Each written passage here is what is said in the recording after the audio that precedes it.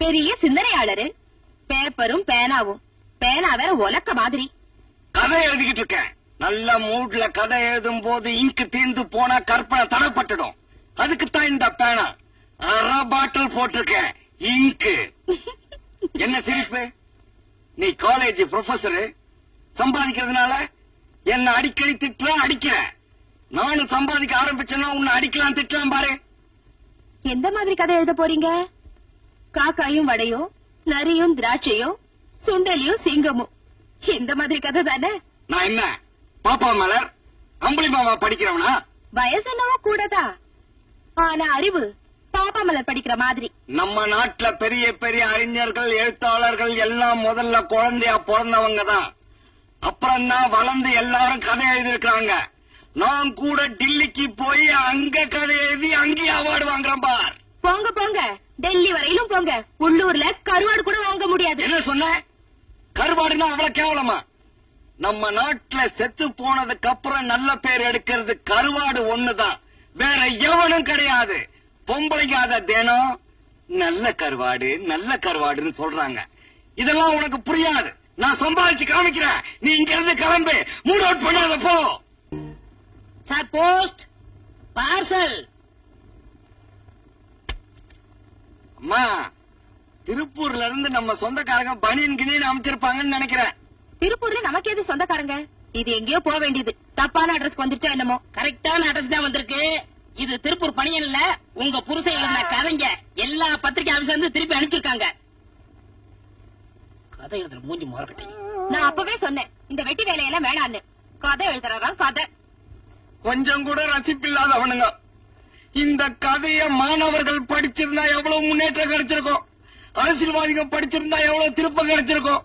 திருப்பி அனுப்பிட்டார்களே. ஏதோ அம்மா ப்ரொஃபசர் அவங்களுக்கு ஒரு மரியாதை கொடுத்து ஏதோ அவங்களுடைய புருஷனாச்சே அப்படின்னு திருப்பி அனுப்பிச்சிருக்காங்க. இல்லாட்ட இந்த கர்மத்தை குப்பை தொட்டில போட்டுப்பாங்க. ஏப்பா, இந்த கதையில என்ன செய்யறது? பழைய பேப்பர் வந்துட்டான், போட்டுருங்க. திருப்பி அனுப்புன கதையெல்லாம் கூட எடுத்துக்குவோம். பேப்பர் இங்க வாங்க. ஆசிரியரே, நீ இப்படி எல்லாம் கதை எழுதுனா திருப்பி தான் வரும். கதையை ரியலா எழுதணும். இப்ப ஒரு காதலனும் காதலையும் பேசிக்கிட்டு இருக்காங்க. அவங்க என்ன பேசுறாங்க அப்படிங்கறத மறைஞ்சிருந்து ரியலா எழுதுங்க. அந்த கதை போகும். ஒரு கள்ள கடத்தல்காரன் அவன் எப்படி கடத்தல் பண்றான் அப்படிங்கறத அப்படியே மறைஞ்சிருந்து எழுதுங்க. அந்த கதை பேப்பர்ல போடுவாங்க. ஒரு பிப்பாயிட்டுக்காரன் அவன் எப்படி பிப்பாயிட்டு அடிக்கான் அப்படிங்கறத பார்த்து எழுதுங்க. அந்த கதை போகும். நீங்க மட்டும் இப்படி எழுதிட்டீங்க, ஒரு வருஷத்துல நீங்க ஓஹோன்னு ஆயிரலாம். அருமையான யோசனை. அப்ப நான் வத்துங்களா? வர்றேன்.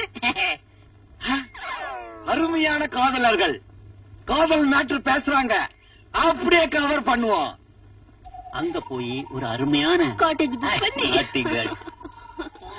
என்னங்க அப்போ இனி நைட்டே கொடைக்கானல் போலாங்களா? கல்யாணம் ஆறதுக்கு முன்னாடியேவா? அதெல்லாம் அப்புறம் பாத்துக்கலாங்க. அப்புறம் பாத்துக்கலாமா? எதை அப்புறம் பாத்துக்கலாம்னு சொல்ற? கல்யாணத்தை தான் சொல்றேன், புரியலையா? கொடைக்கானல்ல குளிர் அடிக்கும், ஒரே கம்பளி போத்தி படுத்துக்கலாம். ஒரே கம்பளியா? ஆமா, அப்பதானே பிரியாம இருப்போம். ஒரே கம்பளியில படுத்தா நீங்க சும்மா இருக்க மாட்டீங்களே. ஏன், என்ன செய்வேன்? முதல்ல கண்ணத்துல கை வைப்பீங்க. இப்படியா? அப்புறம் அதுக்கப்புறம் தோல்ல கை வைப்பீங்க. இப்படியா? அதுக்கப்புறம் உங்களுக்கு தெரியாதாக்கும். கொஞ்சம் விட்டா போதுமே. கை எடுங்க. கை இங்க இருக்கு. இன்னொரு கை இங்க இருக்க.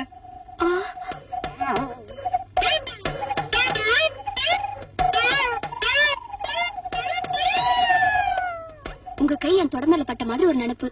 ஓன் தொடமேல நான் ஏன் கை வைக்கிறேன்? வேற எவனா வச்சிருப்பான். சரி, கொடைக்கானல் அப்புறம் பாத்துக்கலாம். இப்போ ஒரு முத்தம் கூட. ஐயே, இங்க எல்லாரும் பாக்குறாங்க, நான் மாட்டேன். பார்த்தா என்ன, நம்ம தான் கல்யாணம் பண்ணிக்க போறோமே. அதுக்குன்னு இடம் பொருள் இல்லையா? இங்க நான் கொடுக்க மாட்டேன். சத்தம் இல்லாம முத்தம் கூட மாட்டேன். தம்பி, எல்லாம் சரிதான். இந்த கடைசியா சொன்னீங்களா, அது முத்தமா சத்தமா? யாரையா நீ? கதாசிரியருங்க. நீங்க காதல் பண்றத நேரடியா பார்த்து எழுதி பத்திரிகைக்கு அனுப்புறதுக்காக. சரி, எப்ப இருந்து உட்கார்ந்துருக்க? நீங்க கொடைக்கானல் போகணும்னு ஆரம்பிச்சீங்கல்ல, அப்பத்துல இருந்து.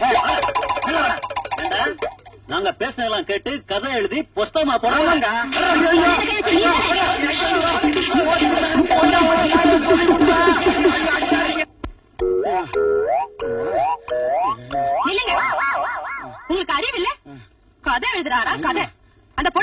நினைச்சுட்டு இருக்கீங்க?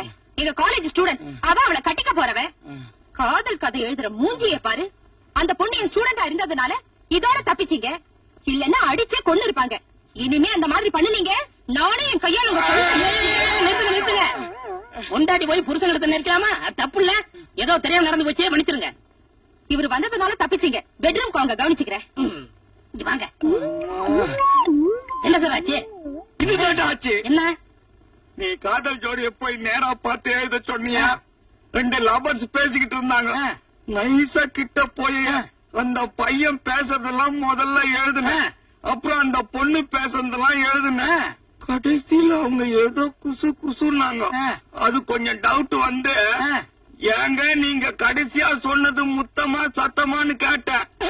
எவ்வளவு நேரமா இங்க இருக்கேன்னா, ஆரம்பத்துல இருந்தே இருக்கேன்னு. ஆரம்பத்துல இருந்து அடி வரைக்கும் போட்டு சாத்தி விட்டானுங்க. ஏன் சார், இத போய் யாராவது கேட்பாங்களா? ஏதோ ஒளிஞ்சிருந்து எழுதலாமா? ஓடி அந்த அம்மன் இருக்காம இத போய் கேட்டிருக்கீங்களே, இதுக்கு அடிக்காம முத்தம் கொடுப்பாங்களா? சரி, அதை விடுங்க.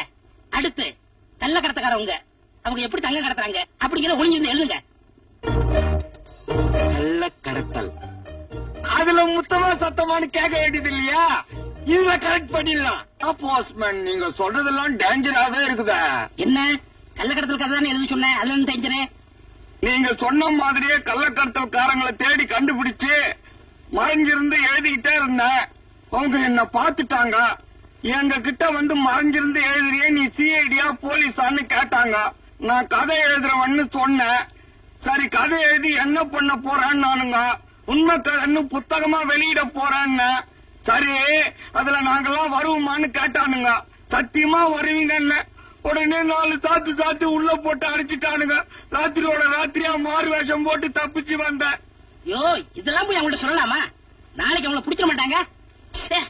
அப்ப என்ன பண்ணலாம் போஸ்ட்மேன் சார்? ஒரு அருமையான செக்ஸ் கதை எழுதுங்க. அதுல யாரும் உங்களை ஒண்ணும் செய்ய முடியாது. எப்படி? இப்ப உங்க பொண்டாட்டி காலேஜ் போயிட்டாங்க, நீங்க மட்டும் வீட்டுல தனியா இருக்கீங்க. ஒரு 16 வயசுல ஒரு பொண்ணு அஜல் அஜல் அஜல்னு நடந்து வரா. அந்த பொண்ணு வீட்டுல யாரும் இல்லன்னு நினைச்சு அப்படி தாவணி எடுத்து நைஸா விளக்குனா. அப்ப உங்க மூடு கலந்துக்கிருச்சு. நீங்க கிட்ட போனீங்க, பின்னாடி போய் கட்டி புடிச்சீங்க, பிறண்டிங்க உருண்டிங்க, நீங்க விடவே இல்ல. அந்த பொண்ணு ஆவுன்னு சத்தம் போட்டா, நீங்க அந்த கற்பனையிலேயே ஊறி உச்ச கடந்து போயிட்டீங்க. இப்படி அந்த செக்ஸ் மேட்டரை ஸ்டோரி ஆக்கி வீட்டுக்குள்ளே எழுதிருங்க. வீட்டுக்குள்ளேயே தானே? இதுல அடிபுடி சண்டை ஒண்ணும் கிடையாது, வெளியாங்களும் கிடையாது. அசத்திடுறேன். இப்போது ஒழுங்கா செய்யுங்க. ஒரு ஊரில் ஒரு கணவனும் ஒரு மனைவியும் வாழ்ந்து கொண்டிருந்தார்கள். அந்த மனைவியோ அவள் கணவனை தினமும் வேலைக்காரன் போல் நடத்தி கொண்டிருந்தார். அதனால் கணவனோ அடங்காப்புடாரியாகிய தன் மனைவியை தன் வழிக்கு கொண்டு வர வேண்டும் என்று நினைத்தான். அப்பொழுது ஒரு நாள், என்ன கதவு திறந்து கிடக்குது? லைட் வேற இல்ல. இருட்டுல கதை எழுதுறாரா? அவள் அலுவலகத்தில் இருந்து வந்த போயிட்டாரு.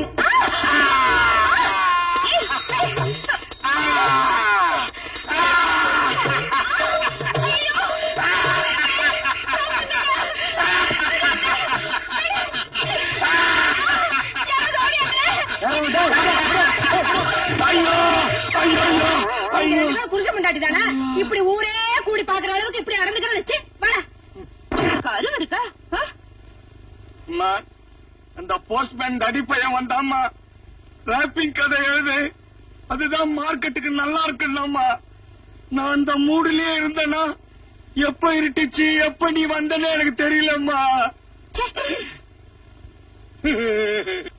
கற்பனை பண்ணி கதை எழுதுங்கன்னா நீங்க கற்பழிக்க முயற்சி பண்ணிருக்கீங்க. அதுவும் உங்க பொண்டாட்டிய. உலகத்திலேயே பொண்டாட்டிய கற்பழிக்க முயற்சி செஞ்சது நீங்க ஒரு ஆளா தான் இருக்கணும். அது இல்லப்பா, நான் ரொம்ப டீப்பா திங்க் பண்றேன்னா அப்படியே ஒன்றிடுறேன். அதனாலதான் இந்த ப்ராப்ளம். சரி, அதை விடுங்க. இந்த பிப்பாயிட்டுக்காரங்கல்ல, அவங்கள பத்தி கதையா எழுதுங்க. ஐயோ, நமக்கு வேண்டாம்பா, ஆள விடு. நீ என்ன இப்படி சொல்லிட்டீங்க? பிப்பாயிட்டுக்காரங்க ஏன் பிப்பாயிட்டு அடிக்கிறாங்க? பல பேருக்கு வேலை இல்ல. கண்ணீர் கதைங்க, கண்ணீர் கதை. கண்ணீர் கதை, கண்ணீர் கதைன்னா நமக்கு தூள் இல்ல, நீ தூள். கூட்டம் நிறைய இருக்கு, பெரிய பெரிய பாத்திங்கெல்லாம் வந்திருக்கு. சில்லறையோட நேரம் பார்த்து செமத்தியா பிக் பாயிண்ட் அடிச்சிடணும். நம்ம தொழிலாளர் தான். வாடா.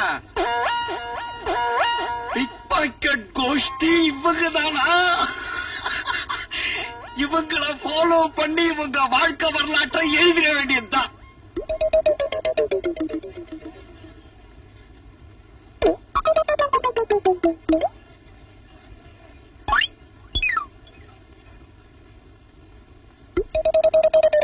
அவன் நம்மளை பத்தி கதை எழுதி நம்மளையே போலீஸ்ல மாட்ட வைக்க பாக்குறான். அதுக்கு முன்னாடி நாம அவனை மாட்ட வச்சிருவோம். யாருக்கிட்டயாவது பர்ஸ் அடிச்சு பணத்தை எடுத்துக்கிட்டு காலி பர்ஸ் பாக்கெட்ல சொருகிட்டா போகுது. Very good idea. வாங்க.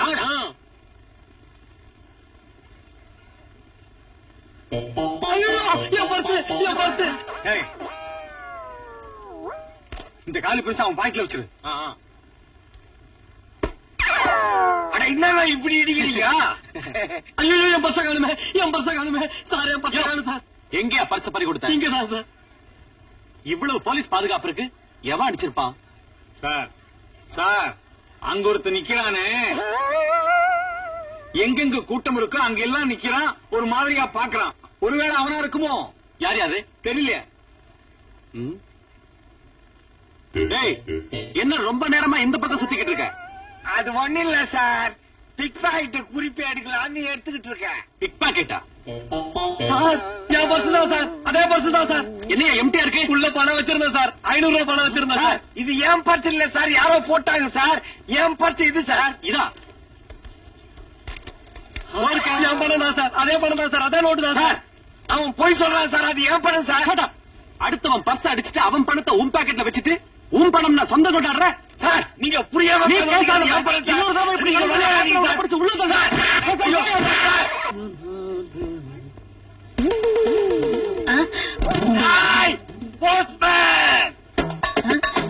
நீ போஸ்ட் ஆபீஸ்ல இருந்து இன்னையோட ரிட்டையர் ஆகிறடா. பண்ணி அடிச்சு கறி பண்ணி சைனீஸ் ரெஸ்டாரண்ட்டுக்கு தரேன்டா. என் பொண்டாட்டி ஒரு நாளைக்கு அடிச்சாலும் ஒரு நாளைக்கு அழைப்பா. நீ என்னடா என்ன விதவிதமா அடி வாங்க வச்சுட்டீங்களா? ஊர்ல இருக்கிற ஒரு நல்ல அடிச்சா கூட நான் சந்தோஷமா வாங்கிட்டு இருப்பேன். ஆனா அத்தனை அயோக்கிய பசங்கிட்ட அடி வாங்க வச்சுட்டீங்களா? நான் காட்டு பண்ணி உன்னை கூவத்துல போட்டு உனக்கு நான் சமாதி கட்டேன்டா. டேய், உன்னை நான் கொல்லாம விட போறதில்ல.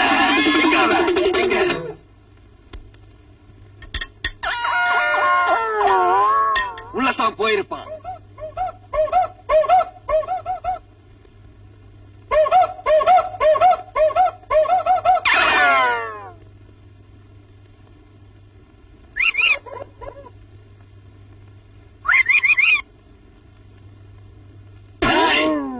என்னை ஏமாத்திட்டு நீ உள்ளையாட ஒளிஞ்சுக்கிட்டு இருக்க. இனிமே நீ உள்ள தாண்டா இருக்கணும். ஐயோ ஒண்ணும் பண்ணிடாத. இல்ல ஐயோ நான் இதை கொடுக்க மாட்டேன், விட்டுரு. என்னங்க என்னங்க என்னங்க, இந்த லெட்டர்ல ஒரு சந்தோஷமான செய்தி வந்திருக்கு. பிஜிபில எழுத்தாளர் மாநாடு நடக்க போதா, அதுல உங்களை பாராட்டி பரிசு கொடுக்க போறாங்களா? தெரிஞ்சுக்கிட்டியாடி? என்னமோ பாப்பம் மலரு, அம்புலி மாமா, காக்காயம் வடையும் நரியும் திராட்சை அண்ணிய இப்ப பாத்தியா? என்ன மன்னிச்சிடுங்க, இனிமே எப்போ அப்படி பேச மாட்டேன். சரி மன்னிச்சிடறேன். கால நீட்டேன். கழுத்தை எப்படி கொண்டா? அண்டாக்கா கசம் அபுக்கா அவுகும். கொஞ்சம் சிரிச்சிடு மாமா. இந்த ஆள் மாதிரி யாராலும் நிக்க முடியாது அசையாம. ஏன் நிக்க முடியாது? நான் நிப்பேன். அப்படி நீ நின்னுட்டா நான் உங்களுக்கு 1000 ரூபாய் கொடுக்கறேன். 1000 ரூபாயை காட்டு. 1000 ரூபாய வாங்கிட்டே மாநாட்டுக்கு போறேன். நான் நிக்கிறேன்.